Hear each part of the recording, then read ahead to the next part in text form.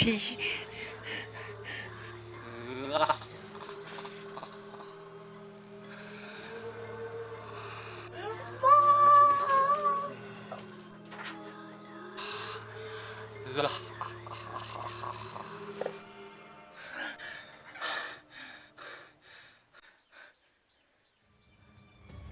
ฝันเว้ย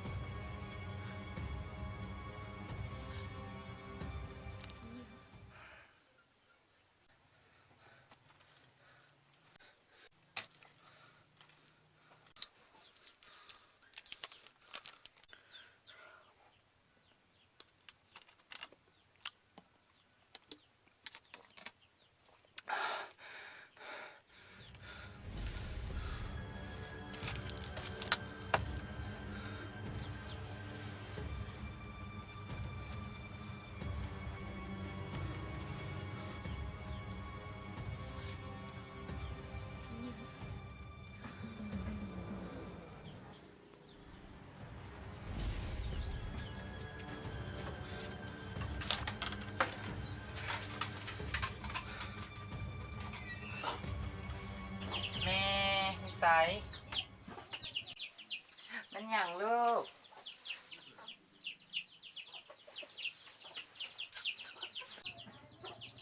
หน้าเศร้าหน้าบื้อเท่นหยังอ่ะมากินข้าวไว้ลูกนี่นะอ๋อจะไว้บูดจะได้แม่ฝันให้นะโอ้ยลูกคิดสารพัดแล้วมาไว้เต้ากินข้าวเนี่ยแซ่บเลยลูกเด้อมากินข้าวเตรียมหากินโลด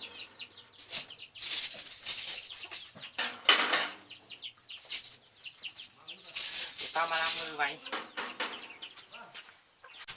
มาไว้ตามกินข้าวที่งามแม่แป้ง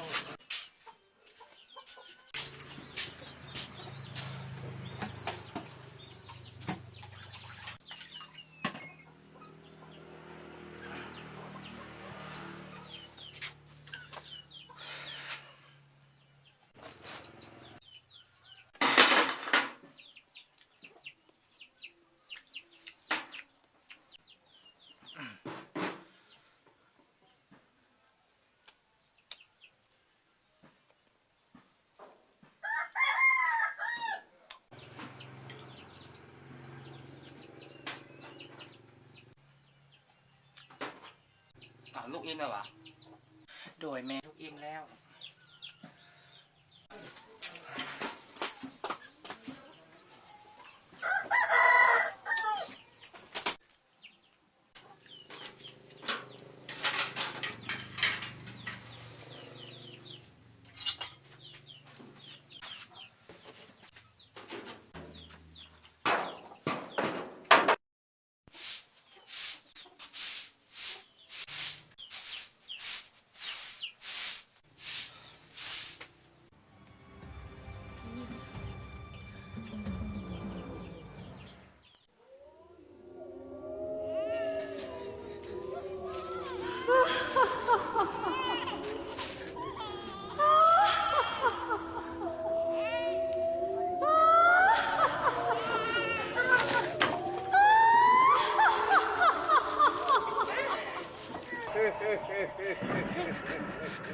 ลูกเป็นอย่าง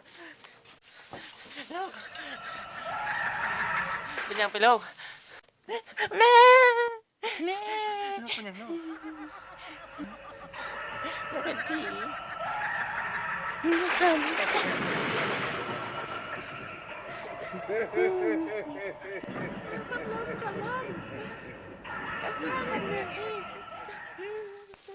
ว้ายลูกกับมืนตาเบิงฮัดล้มกันอยู่นี่กระซ่าก็อยู่หันเฮ้ยเมื่อยแท้เบิงดูลูกกับเบิงนี่เบิงโลดมีบ่คือเก่าเด้หัวมันอยู่บนเก่าเบิงพุ่นคือเก่ามัดเฮ้ยบ่ได้มีหยังลูกที่ลูกเห็นได้แม่เว้าแล้วบ่มีหยังโอ้ยคิดไปได้ โดยแม่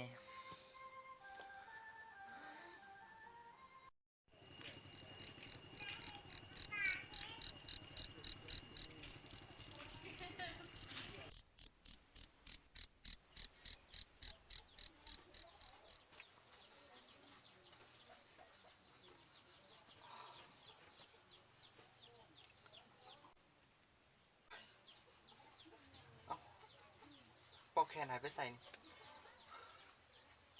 อ๋อลืมเงินครัวลูกลูกลูกลูกไม่อยากตื่นไหมลูกไม่อยากนอนนะลูกไปเอาปอกแขนให้แม่อยู่เงินกล้องให้ได้แม่ลืมนะ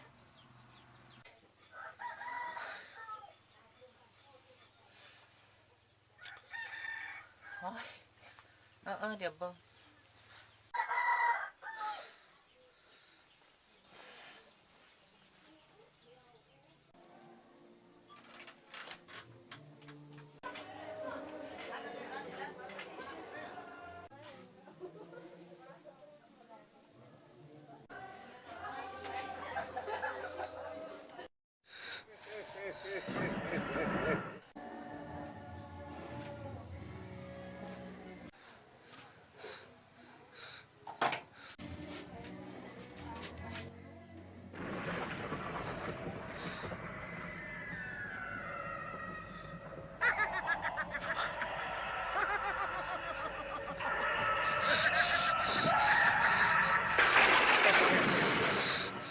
มันไป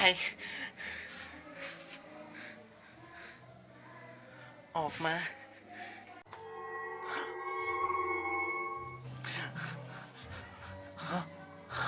ฮะ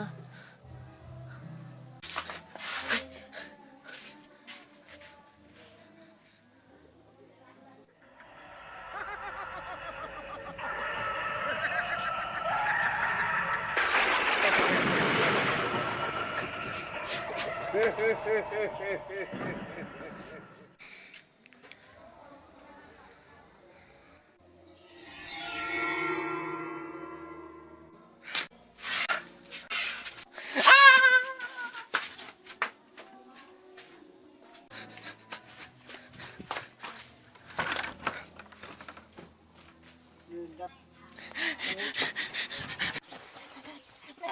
ม่พี่ลอกแม่เอาลูกเป็นอย่างลูกฮะพี่ลอกใช่ป่ะโอ้ยคิดไปใหญ่แล้วลูกโอ้ยลูกนี่นะนอนเถอะนะเมื่อเราก็เตือนได้เศร้า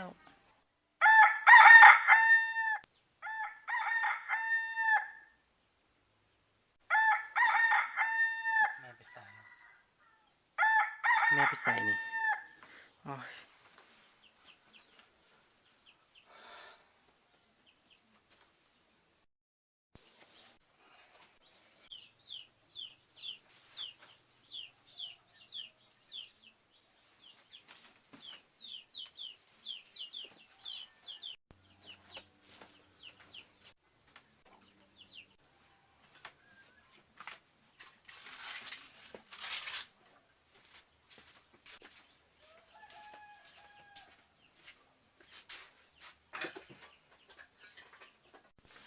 เดี๋ยวลูกจะซอยเมสซอยพักโดย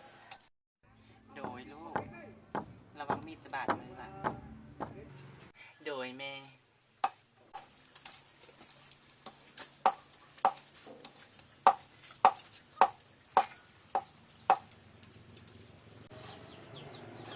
โอ้ยโอ้ย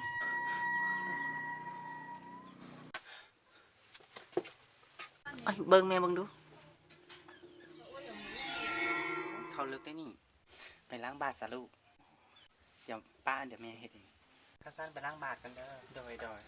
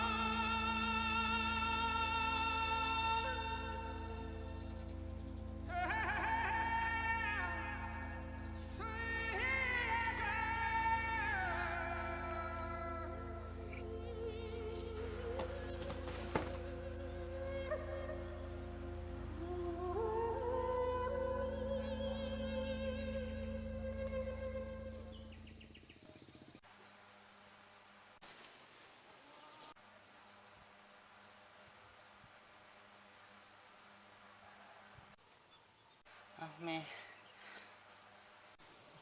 ลูกเป็นอย่างไรลูกกับบ่ฮู้แม่ลูกนางอยู่ดีๆก็เลยวูบลงไปเลยพอตื่นมากับอยู่บนนอนนี่แหละลูกคิดว่ามันต้องมีบางสิ่งบางอย่างในนอนแม่ลูกจะต้องหาคำตอบให้ได้ว่ามันมีอย่างแท้คิดไปใหญ่แล้วลูกบ่มีหยัง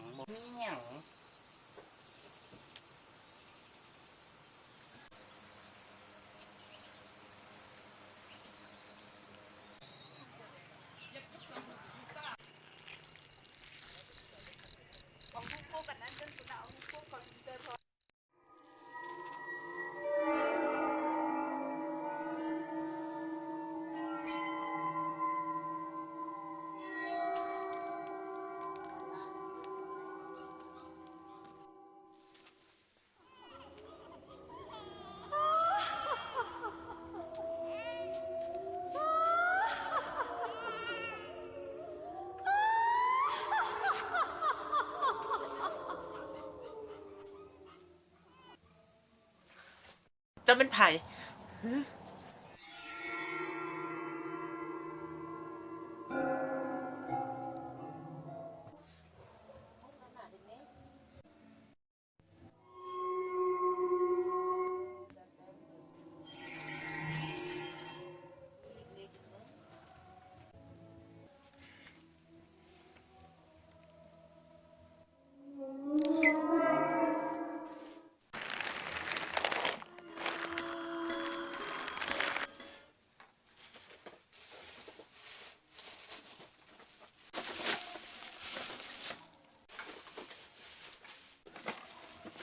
ต้องมีอันสักแต่สักมือที่สำคัญวัดมีไอเป็นเจ็บหัววินวัดวินหัวปวดตึงโตตันดังประวัติของคนเจ็บคำกวดมีไอเป็นเจ็บหัววินวัดวินหัวปวดตึงโตตันดังของไผ่นางมน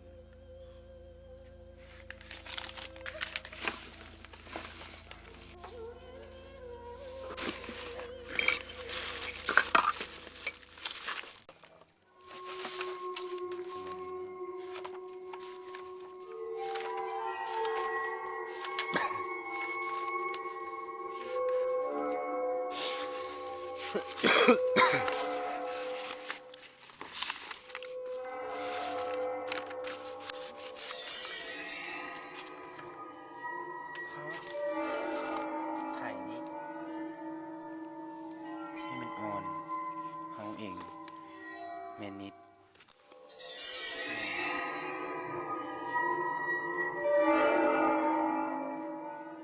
มนได้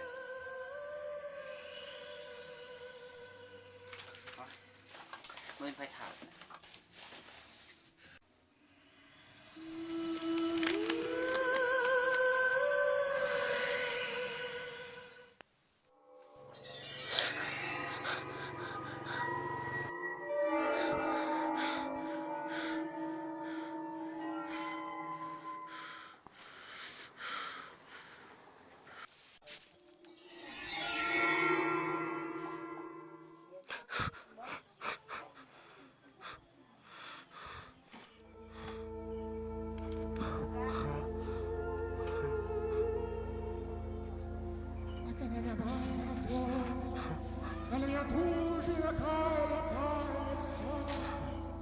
อ่ะ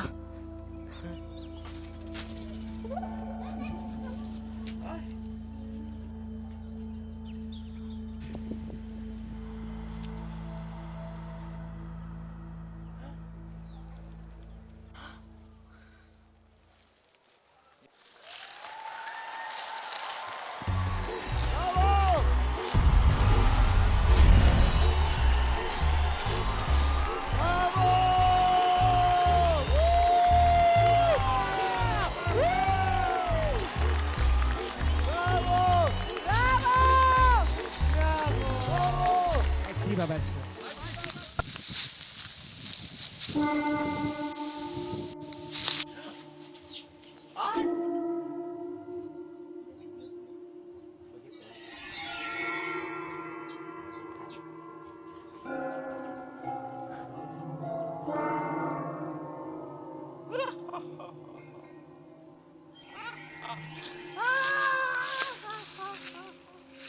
อยไปเถอะมึงบ่มีทางรอดว้า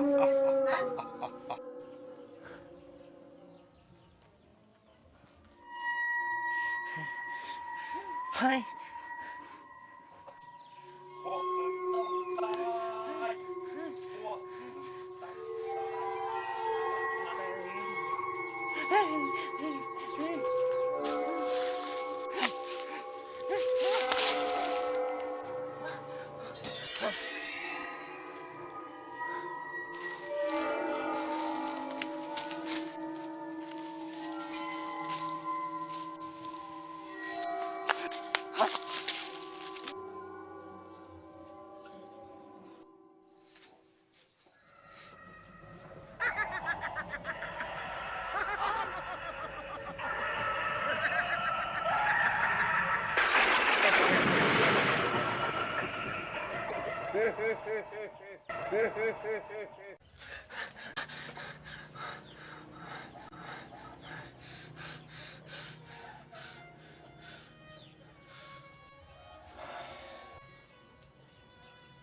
ฝันไปบ่นี่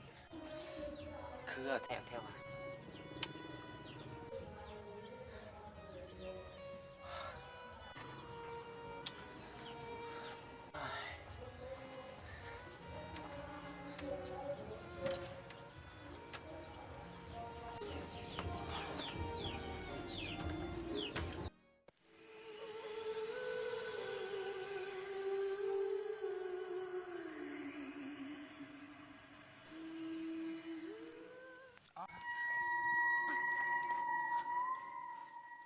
โกบาปส่วนบุญจากพวกมึง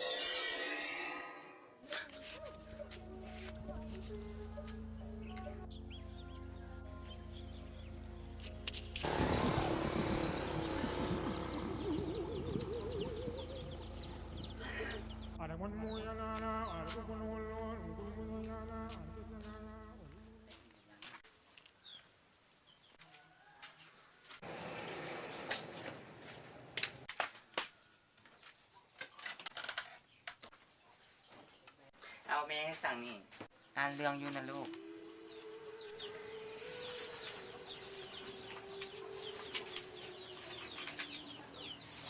แม่เมื่อคืนนะลูกฝันหายก็ฝันว่าอยู่กลางดงกลางป่าจะนี่จะนั่น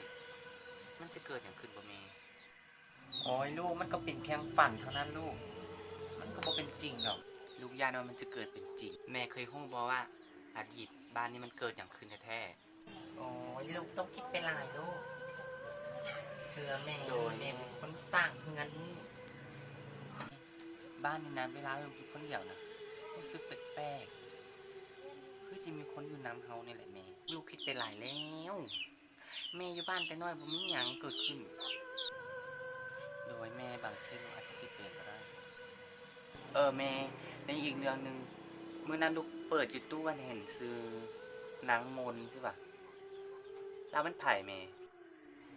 หานางมนใช่ป่ะลูกบ่เคยมีน่ะนางมนในบ้านเฮานี่นะฉะนั้นคนที่ลูกมาฟันหานั้นน่าจะเป็นมนนั่นแหละหรือว่าแม่มีเรื่องปิดบังต่างๆมนได้บ้างแม่บ่พูดเลยลูกพูดเลย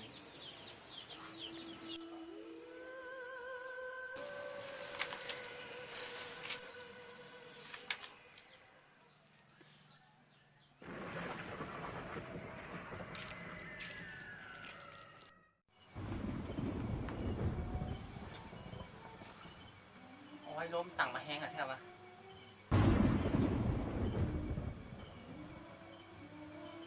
พวกเป็นแม่ว่ะนางล้มนางอย่างอีเมย์นี่ก็ได้ก็แม่แม่แม่เป็นแม่บ่แม่เองเอาแม่มันนางอย่างนี้ไปนอน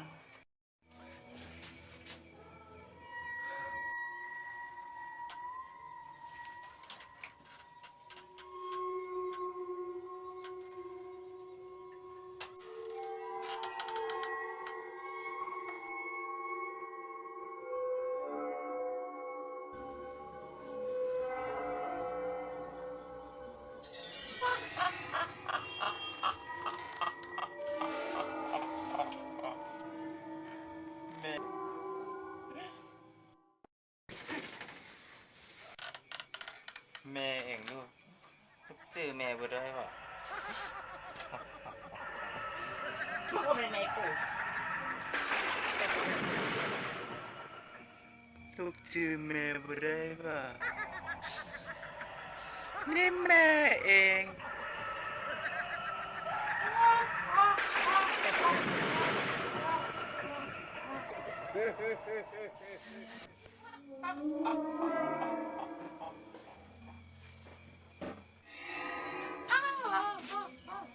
ลูกเจอแม่บ่ได้ป่ะลูกเจอแม่บ่ได้ป่ะ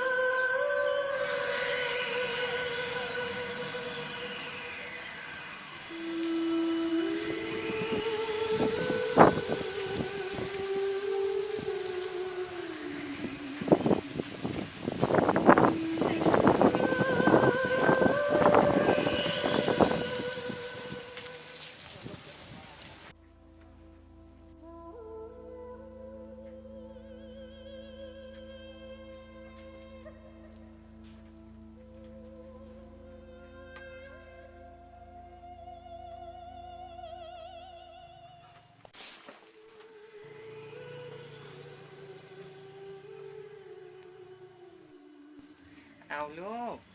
ไม่ยังแม่น้ำยาสมุนไพร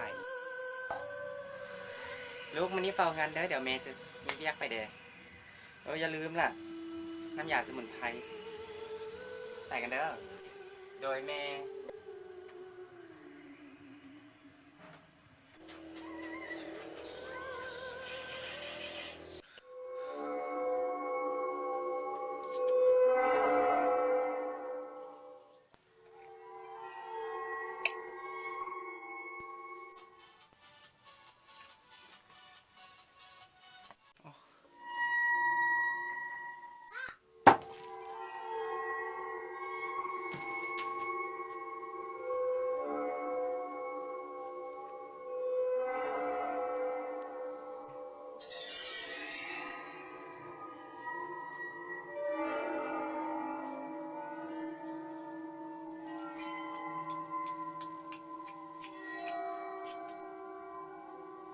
สวยเจ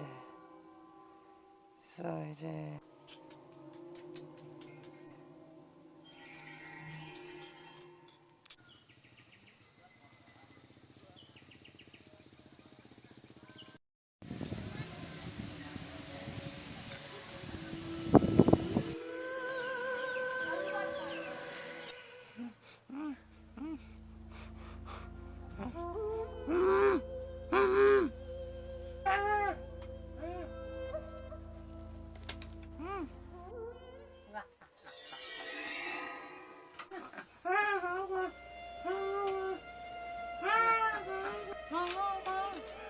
โอ้ซอนเนาะถึงเวลาแล้วมึงเจอบนน้ำจะมึงสิแตกไปนะกูนี่เองเป็นคนวางยาให้มึง กูเป็นคนใส่ยาผิดลงไปในน้ำ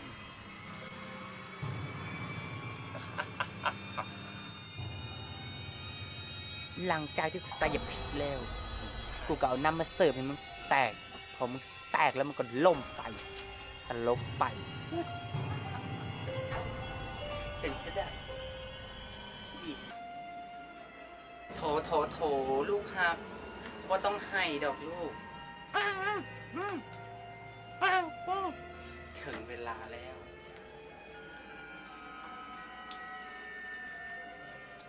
ลูกแม่จะต้องตายก่อนที่มึงจะตายนะกูขอบอกความจริงมึงจะหู้นักหู้หนาบอกว่ามันเกิดอย่างขึ้นเราฟังก็ได้อีมอนโอ้ยถอยตัวไปใส่ไม่ยังบอกอีนี่มาดูหาที่แตกยังนี่ไปกดเทือนกดซานไปดูมันนุ่มสิกับกูอีกไปเลยเด้อ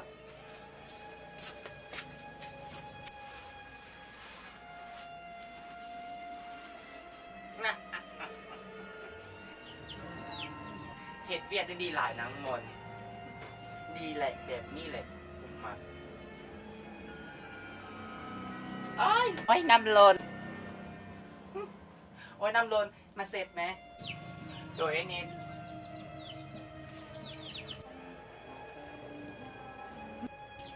บอนนี่เซตเดียวนี่โดยไอ้นี่เซตเฮมัสสะอาดเลยเด้อยู่ใส่มันยังเปื้อนนี่เห็นบอนี่ดีหลาย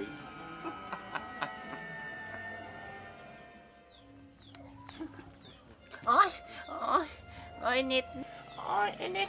โอ้ย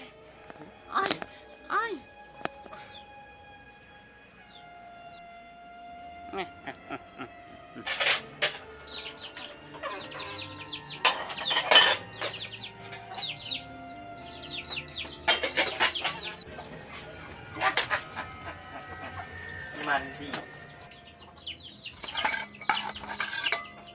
ได้ไร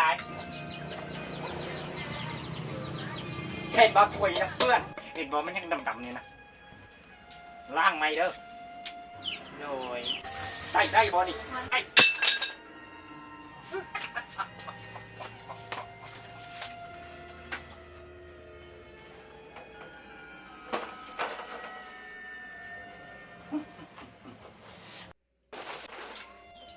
เครื่องกูส่วนไหนเครื่องไอเอกสักให้ด้วยเป็นคนนับไส้ก็ต้องนับไส้มันมาให้ดีๆอย่าสะ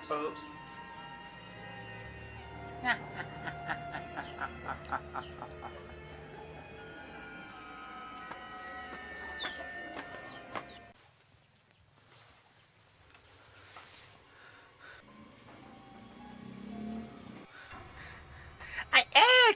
ไอเน็ตโอ้ยน้องเน็ตนั่นมันเป็นความจริงอีมอนฟังไอ้ก่อนเดี๋ยวฟังไอ้อธิบายก่อนโอ้ยอีมอนมึงออกมาดิมาดิโอ้ยมันไม่ได้ตั้งใจ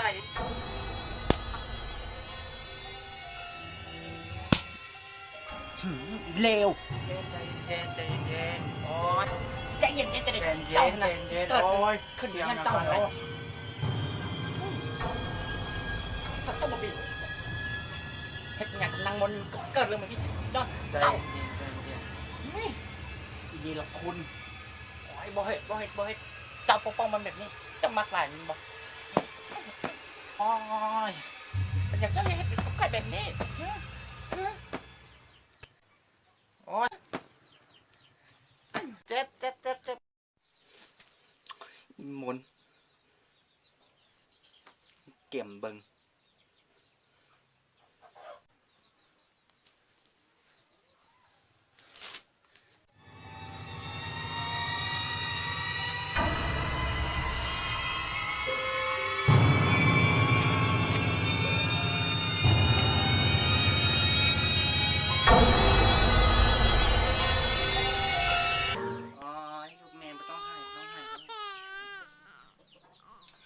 บอล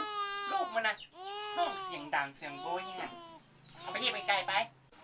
เม็ดอันที่ลูกนี่นะ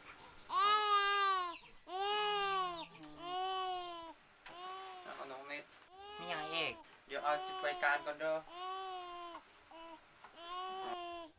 เอกดื่มน้ำก่อนตีน้ำปะได้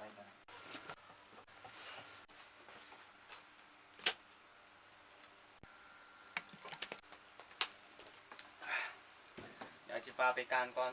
โดย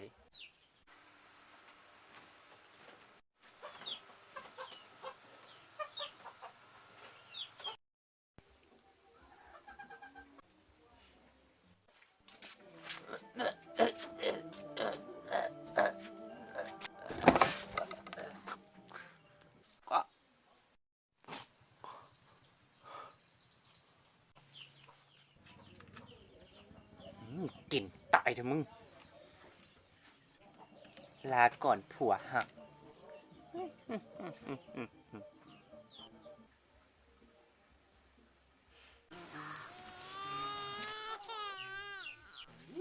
เอามาได้ลูกนะเอาลูกน้องขึ้นมาไม่หรอกอยากได้ลูกคืนหลายเป็นเปล่า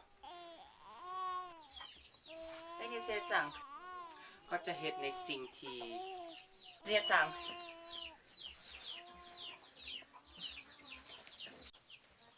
มึงกินนี่ไปใส่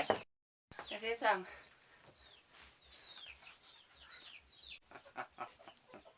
เอาลูกคืนมาเดี๋ยวนี้อยากได้หลายก็มาเอาสิมาเอาโลดนะ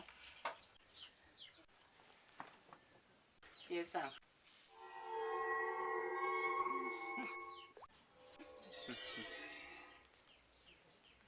เฮ้ย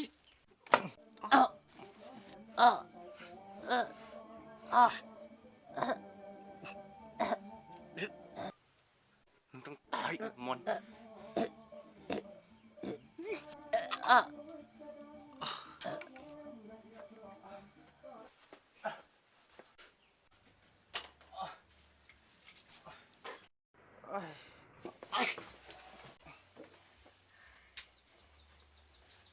ฝากลูกกูด้วย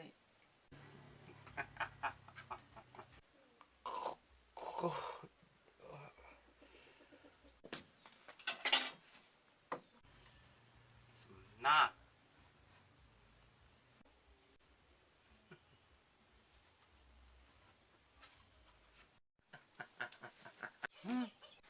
เขาตายหมดแล้วทีนี้ก็เป็นทีมึง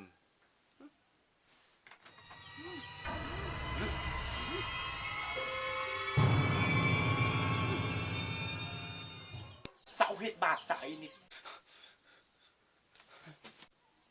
มึงมาพีกับยุทธสันพีไม่ต้องมายุ่งกับคน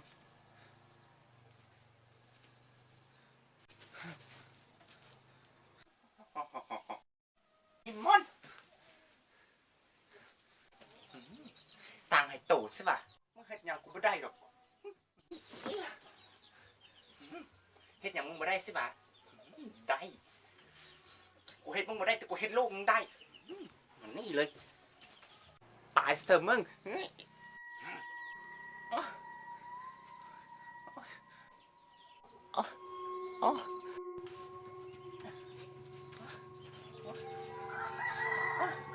ไอ้กูยอมไอ้มดกูขอโทษต่อไปกูจะไม่เฮ็ดซัวอีกไอ้เน็กมึงเนี่ยมันคนซัวซาอาธรรมมึงเลวมึงซัวมึงฆ่ากูฆ่าไอ้เอกซ้ำบนหนำมึงยังฆ่าลูกกูอีกมือนี่แหละเป็นมือที่กูล้างแค้นมึงกูตายแบบใดมึงก็ต้องตายแบบนั่น